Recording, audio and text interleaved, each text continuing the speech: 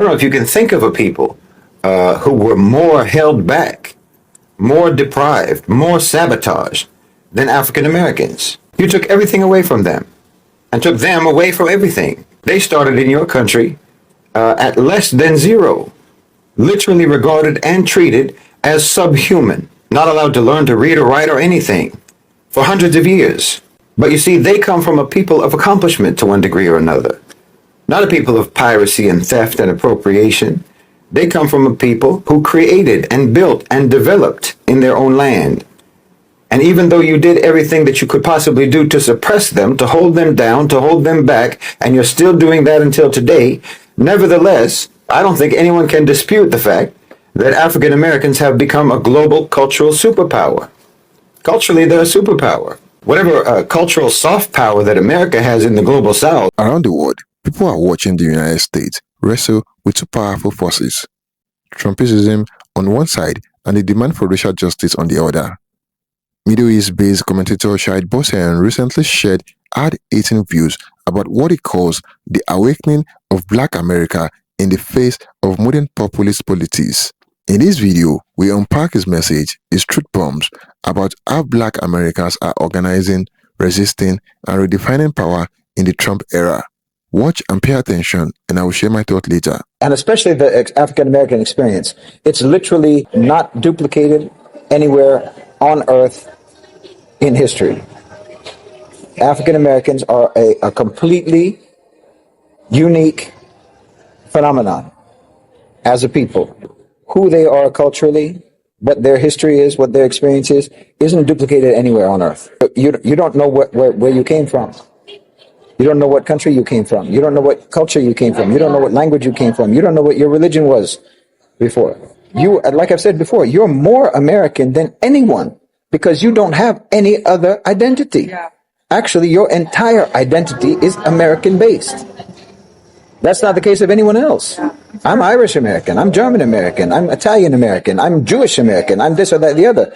You can say African American, but you don't know anything about Africa. You don't even know which part of Africa. Africans don't call themselves that because I know my tribe. I have my language. I have my region, my country, my whatever. Like me saying European American. I'm not European. I'm specifically Irish and German. But you can't say that. You are American. You're the original Americans. You know, everyone else is immigrants. You can't even be called immigrants. Yeah. You know, you're originally American, and your culture is as close to being the indigenous culture of America as there can be without you being the indigenous people. You know, you're the indigenous people of the entity called America, called the United States of America. Everything else came from elsewhere. Your culture is the only one that came from right there because you were cut off from everything else. You know, there's nobody else like that. There's nobody else like that in the world. There's no other culture like that in the world. The whole topic of race in America is radioactive. And to talk about race in America is like trying to do it's like trying to perform brain surgery while wearing a hazmat suit, and the patient is on LSD and doesn't know that they need brain surgery, and thinks you're a monster and thinks you're attacking them. It's a very difficult topic to talk about, and I don't think that that's necessarily accidental. I think that they try to make this a very difficult topic to talk about. But the issue of Black History Month, subhanAllah. Well, look, put it in the context of history overall. In terms of the history of the people who decided that you get to have 1 month to talk about Black history. The history of the people who decided that month, the month that will be dedicated to so-called Black history, will be the shortest month of the year. So talk about the history of this people, and you're talking about a history that is full of atrocities, that's full of criminal viciousness, and the character the psyche and the ethos of a people is comprised of their history. Their history gives birth to or forms their psyche, their ethos, and their character. But when you're talking about America specifically, but if you're talking about America and the West generally, they have a very serious, what in psychology would be a split personality disorder, in that their ethos is completely different from their character and their psyche. Their character and their psyche is the product of their history, but their ethos is not the product of their history directly. In other words, what I mean is their psyche and their character is genuinely the product of the atrocities that they've committed. It's genuinely the product of the criminal viciousness and brutality that they have inflicted on others, including each other. This actually exists in their psyche. This is a reality. The actual reality of their history does exist in their psyche and exists in their character, but the ethos that they have built has been built precisely for the purpose of denying that history. The ethos that they've built has been built precisely to cover up their deeds, to cover up and to hide their actions, and to deny their actions. So this has created a very fractured national psyche, a very fractured national identity, say, because the totality of your identity is like your character, your psyche, your ethos, and so forth, all of which is supposed to be congruent with your history. With other nations, their history is made of their deeds, it's made of their actions, what they learned from it, how they developed from that, how they were affected by that, and what kind of people they became as a result of all of that. That's for other nations. For the West, and especially for America, everything that made them who they are is denied. Therefore, also who they are, they deny. And one of the major factors of all of this, of course, is race. Specifically, well, not even race, but racism, white supremacy, and the dehumanization of so-called black people, the dehumanization of Africans, and their treatment of them. This is all denied.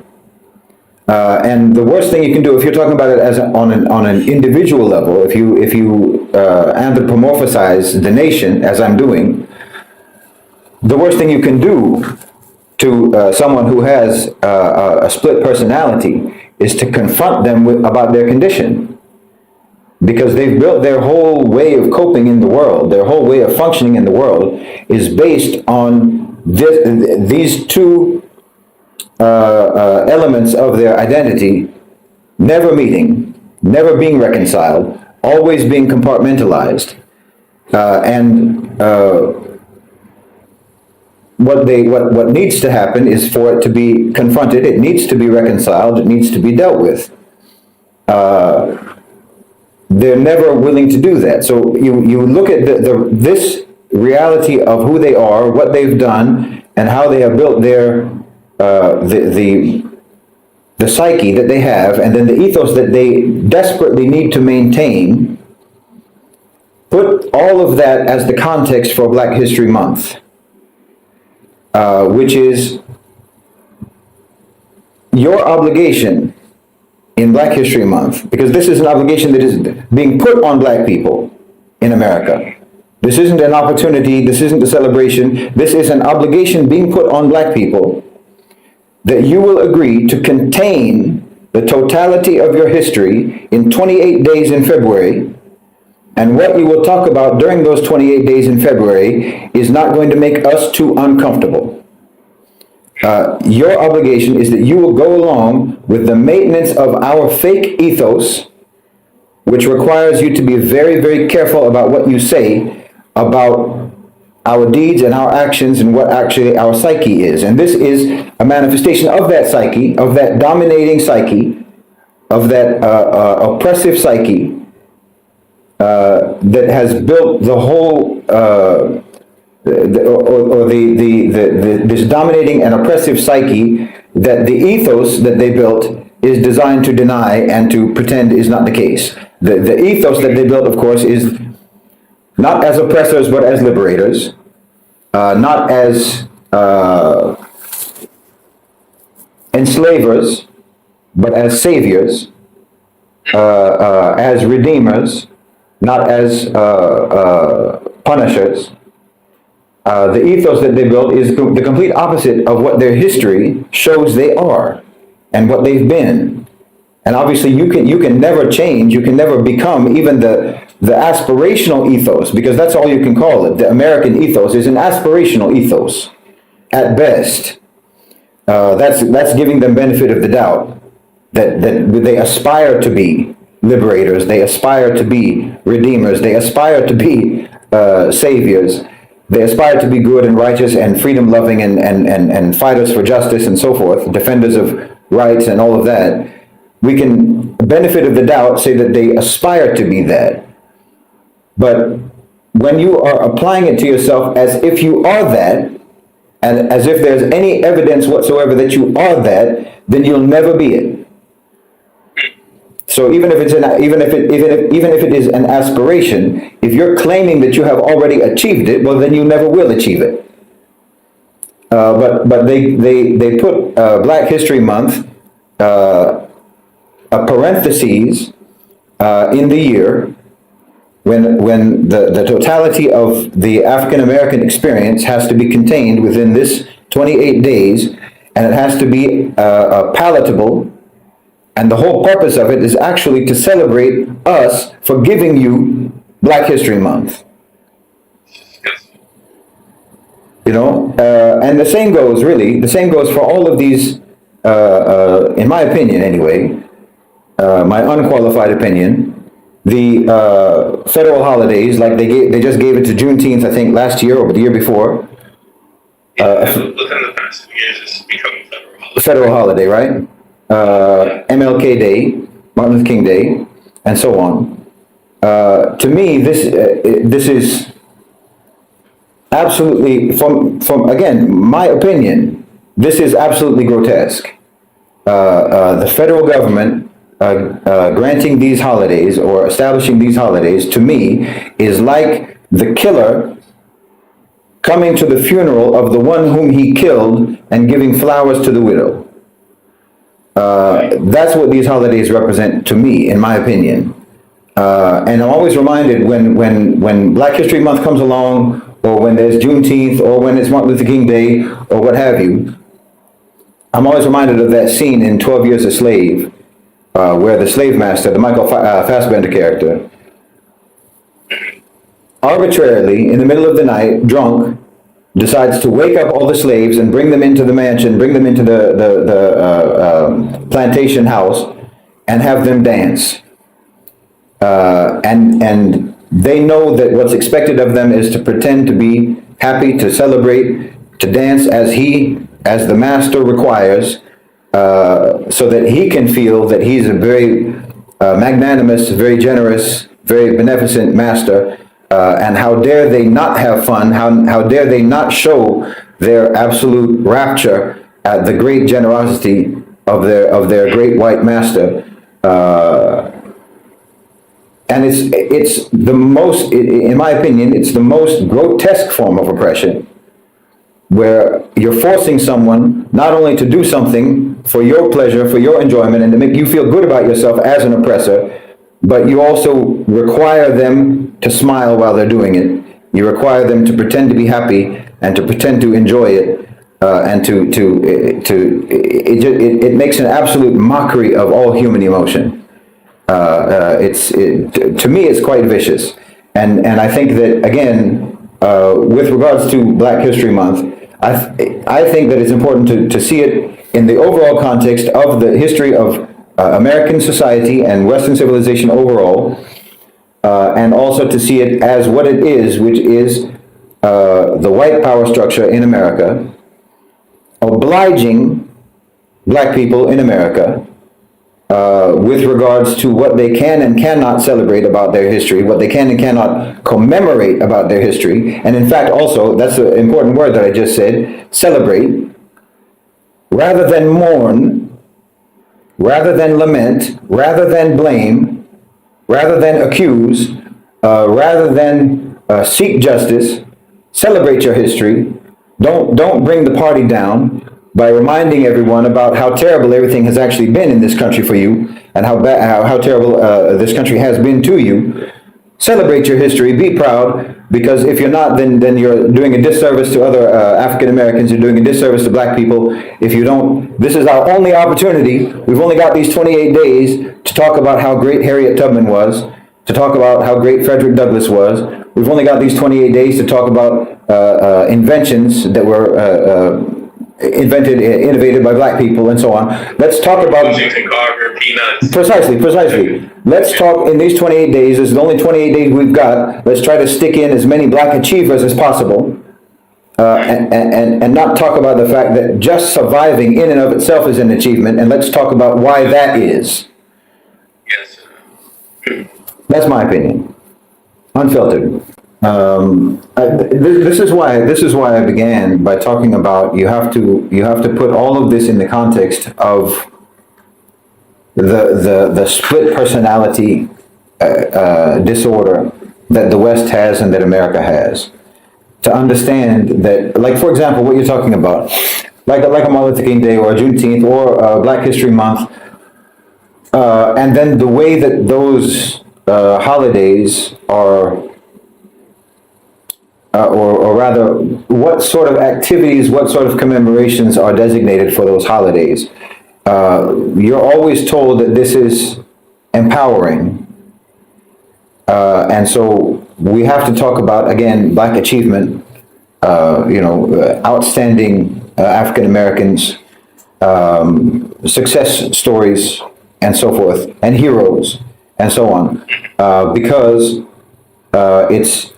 it's empowering and it's positive, and what the idea is that what black people need, what African Americans need, what everybody needs is positivity. So let's not focus on the negative and what have you. But it's inescapable. The very fact that you have sandwiched this topic in, again, the shortest month of the year, it demonstrates the extent to which this population remains contained, remains suppressed, remains repressed, remains marginalized, remains sidelined.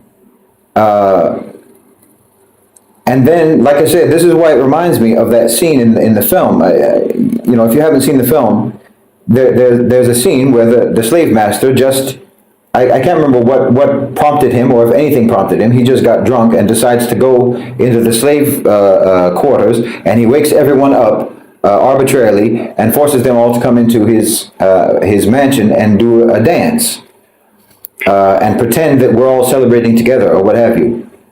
And don't you dare be negative.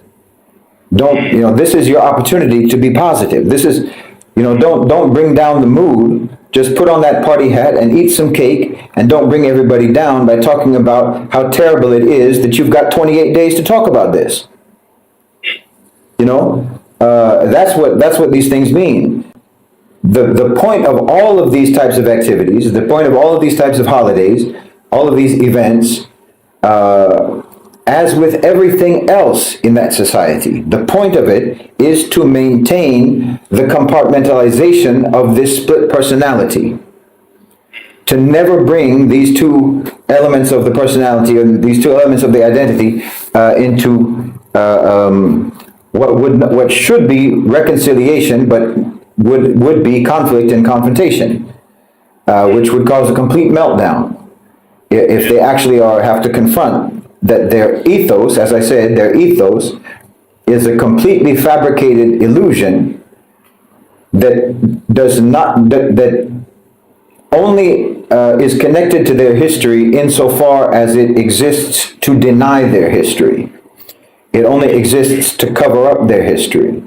And so, Black History Month, Martin Luther King Day, the scrubbing from history of Malcolm X, and many, many, many others, all of this is for the same purpose. It's to maintain the separation, the compartmentalization of the reality of what America is and what America was and who they are as a nation collectively. Obviously, I leave room for there to be individuals who somehow are able to save themselves from this radiation that has poisoned the entire society, black and white. But as a collective, as a nation, the sickness is there, and you have to keep this separate, because the reality of who they are and what they've done and who they are as a nation is completely unrelated to the ethos that they have created for themselves. It's completely unrelated. They're strangers, one from the other. The ethos that they've created, the character that they have invented, doesn't exist. It's a fiction. The American character is a fiction. It's a fictional character, because the reality of who America has been is one of the worst villains in human history, and the character that they've created is a hero. And so everything that they do, like a Black History Month or Martin Luther King Day or so on and so on, the reason that is established, the reason that it is given, and the way it is managed is for this purpose: to keep the ethos safe from the reality, to keep the fiction safe from the truth, to never let the two meet. Because, if they meet, it would be a catastrophe. It would be a psychological meltdown of the entire nation. All of this, you also have to understand, reframe it as this is the white power structure in America, basically affirming and admitting, we are never going to integrate your history into the teaching of history. We will give you this time to talk about it, because it will never be integrated into our story, into the totality of our story, into our telling of actual history.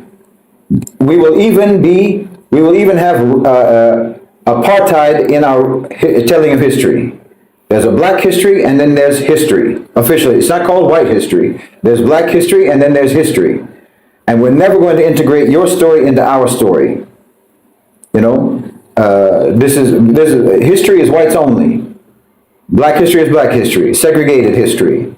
And same with women. We're never going to integrate your story into the totality of the story, because this story exists to maintain the fake ethos. This story, this history is a myth. And in that myth, you have no role. Because your actual role in reality, in the reality of the history of what we have done, destroys the myth. So you can't be in there. You can't be in the history that we tell. But we'll give you a month to talk about your history, but that's just a way of saying you're never going to be in the total history that we talk about. So the whole purpose is to maintain this segregation of the American narrative. There is only one prospect for change, only one in America. There is only one prospect for change, and that is Islam. That's the only prospect for change. There is nothing at all, zero, that is contained within the cultural, civilizational toolbox of that society that can fix it. There is nothing. Everything that's in their toolbox will only make the situation worse. And every time they go into their toolbox, they do only make the situation worse. Shahid Bolsen is a political analyst known for connecting social justice issues in America with global struggles against inequality and corporate power. Why not an American politician himself? He often comments on the moral dimensions of Western politics, calling for accountability and empathy. In recent commentaries, Bolsen turned his attention to Trumpism, the movement inspired by Donald Trump's populist, nationalist tie, and how it affects communities of color in the United States. Bolsen defined Trumpism as more than one man's politics. It is a mindset, a belief system rooted in nostalgia, nationalism, and a promise to take the country back. According to him, this movement exposes America's unresolved racial divide. He argues that the slogans of Trumpism often translate into policies that ignore or undermine black progress, from voting rights to economic equality. Bolsen says Trumpism is not simply politics, it is a reflection of the fear of losing privilege. He believes black Americans recognize this clearly, and that recognition fuels a new kind of strategy. Bolsen points out that many black Americans are no longer waiting for political saviors. Instead, they are turning to grassroots organizing, digital activism, and community-based economics. He calls this strategy independence. The move from protest alone to policy education, entrepreneurship, and solidarity networks. He explains that these efforts are not about revenge, but about building power that cannot be dismantled by a change in administration. When people create self-sustaining systems, he says, no politician can threaten their survival. Bolsen drops what he calls truth bomb, sharp observations meant to awake black people. Trumpism exposed what was already there. Racism did not return. It was simply unmasked. Media outrage is not a plan. It says real change comes from economic unity and civic literacy, not viral hashtags. Unity is black Americans' most powerful weapon. Division, it wants, is the tool of any system that fears transformation. Bolsen's tone is direct. If black Americans can build solidarity across faith, class, and gender lines, Trumpism or any ism loses its grip. Bolsen often connects the black struggle in America to global anti-colonial movements. He sees similarities between how developing nations resist Western control and how black Americans resist political marginalization. He argues that the world watches black Americans as moral compass. When black Americans stand up, the world learns what resistance looks like. He also emphasizes that this resistance must remain peaceful, organized, and visionary, not reactive or hateful, because moral leadership, not anger, is what inspires global change. Bolsen predicts that Trumpism, like every populist surge, will fade, but the structures of inequality will stay unless people stay awake. He challenges black Americans and their allies to use this movement to rewrite America's social contract. You cannot just vote out injustice, he says. You have to outgrow it, economically, intellectually, and spiritually. He believed that if this energy of protest turns into long-term institutions building, the next generations will inherit a different nation. Shahid Bolsen's message cuts deep. Trumpism may be loud, but unity is louder. Black Americans, through discipline and vision, are showing the world that resistance does not have to be destruction, it can be creation. And in his words, the answer to oppression is not hatred, it is organized love and strategic power. Thank you for watching, guys. Don't forget to like this video and share your thoughts in the comment box below. Until next time, cheers and have a good one.